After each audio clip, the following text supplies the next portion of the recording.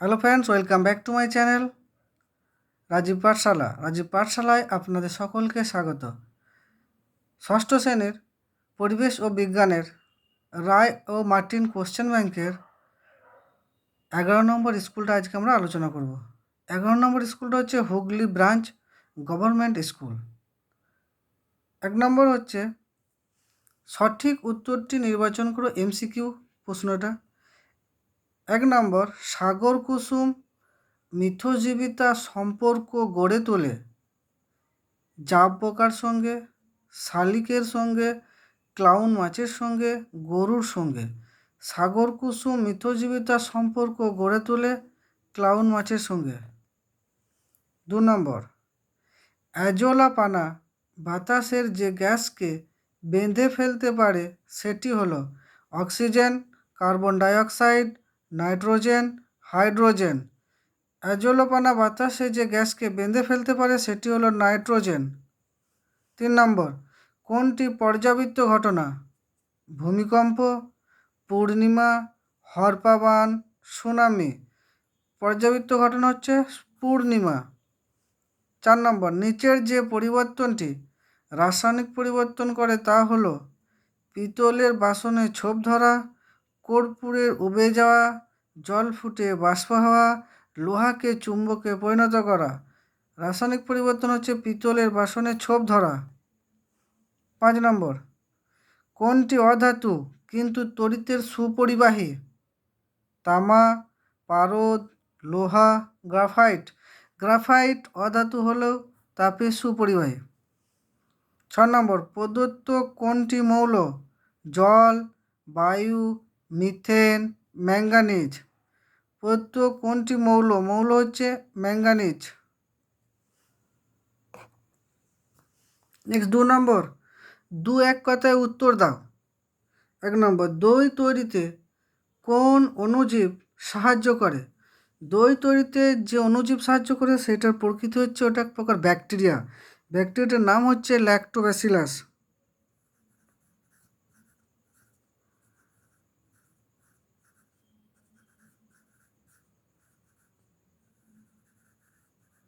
Lactobacillus. 2 নম্বর, মনুষ্য সৃষ্ট এবং অভিপ্রেত এমন একটি ঘটনার উদাহরণ দাও। মনুষ্য সৃষ্ট এবং অভিপ্রেত এমন একটি ঘটনার উদাহরণ দাও। মনুষ্য সৃষ্ট এবং অভিপ্রেত ঘটনা হচ্ছে বৃক্ষরোপণ বা গাছ লাগানো। মানুষ যদি গাছ লাগায় সেটা মানুষের সৃষ্টি, এবং এই গাছ লাগানোটা হচ্ছে একটা ভালো কাজ, এটা অভিপ্রেত ঘটনা। 3 নম্বর, খাদ্য লবণে উপস্থিত মৌলগুলির চিহ্ন লেখো। খাদ্য লবণের সংকেত হচ্ছে NaCl। এখানে দুটো মৌল উপস্থিত থাকে, একটা হচ্ছে সোডিয়াম, সোডিয়ামের চিহ্ন হচ্ছে Na, আর একটা থাকে ক্লোরিন, ক্লোরিনের চিহ্ন হচ্ছে Cl। নেক্সট 3 নম্বর, একটি বা দুটি বাক্যে উত্তর দাও। বিকল্প প্রশ্নগুলি লক্ষণীয়। 1 নম্বর, মানুষ জামা কাপড়ের জন্য কিভাবে উদ্ভিদের ওপর নির্ভর করে? জামা কাপড় তৈরি করা হয় সুতো দিয়ে, সুতো তৈরি হয় তন্তু দিয়ে, আর এই তন্তু আমরা পাই গাছ থেকে, যেমন শিমুল, কার্পাস ও পাট থেকে আমরা তন্তু পাই। তাই মানুষ জামা কাপড়ের জন্য উদ্ভিদের ওপর নির্ভরশীল। নেক্সট, অথবাটা পরাগ মিলনের প্রয়োজনীয়তা কি? মৌটুসি কিভাবে পরাগ মিলনে সাহায্য করে? পরাগ মিলনের প্রয়োজনীয়তা, উদ্ভিদের পরাগ মিলন খুবই প্রয়োজনীয়, কারণ ফুলের পরাগ মিলনের ফলে ফল হয়, আর ফল থেকে বীজ তৈরি হয়, এই বীজ থেকে নতুন গাছ তৈরি হয়। তা উদ্ভিদের নতুন গাছ তৈরি করার জন্য পরাগ মিলন খুবই জরুরি। এবং মৌটুসি কীভাবে পরাগ মিলনে সাহায্য করে? মৌটুসি ঠোঁটে করে একটি কলকে ফুলের পরাগ নিয়ে অন্য কলকে ফুলের সঙ্গে মিশিয়ে দিয়ে পরাগ মিলন ঘটায়। 2 নম্বর, বড় ডেলার চেয়ে সমওজনের গুঁড়ো ধুনো তাড়াতাড়ি জ্বলে ওঠে কেন?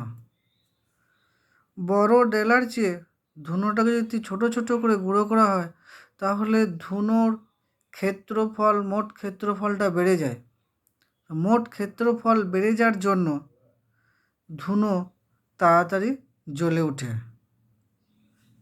নেক্সট, অথবা শস্য ক্ষেত্রে রাসায়নিক সার এবং কীটনাশক ব্যবহার করা হয় হলে তা কীভাবে মানুষের শরীরে ক্ষতি করে? শস্য ক্ষেত্রে রাসায়নিক সার এবং কীটনাশক ব্যবহার করলে যে শস্য আমরা চাষ করি সেই শস্য মানুষ খেলে মানুষের শরীরে ওই রাসায়নিক সার এবং কীটনাশকের বিভিন্ন বিক্রিয়া, রাসায়নিক বিক্রিয়া ঘটে শরীরে ক্ষতি হয়। এছাড়া ওই রাসায়নিক সার এবং কীটনাশক জলে ধুয়ে পুকুর বা নদীর জলে পড়ে, সেই জলে যে সমস্ত প্রাণীরা আছে সেই সমস্ত প্রাণীদেরও ক্ষতি হয়। নেক্সট 3 নম্বর, মৌল এক্স এবং ওয়াই যথাক্রমে ধাতু ও অধাতু। এক্স ও ওয়াইয়ের যোজ্যতা যথাক্রমে 2 এবং 3 হলে মৌল দুটির সমন্বয়ে গঠিত যৌগের সংকেত লেখো। তাহলে এক্স এবং ওয়াই দুটো, এক্স ধাতু এবং ওয়াই হচ্ছে অধাতু। এক্স এবং ওয়াইয়ের যোজ্যতা যথাক্রমে 2 ও 3, মৌল দুটির সমন্বয়ে গঠিত যৌগের সংকেতটা কী হবে? এখানে এক্স হচ্ছে ধাতু, এর যোজ্যতা হচ্ছে 2, ওয়াই হচ্ছে অধাতু, এর যোজ্যতা হচ্ছে 3, তাই তো? তাহলে এদের দ্বারা গঠিত যে যৌগটা হবে তার যৌগটার সংকেত।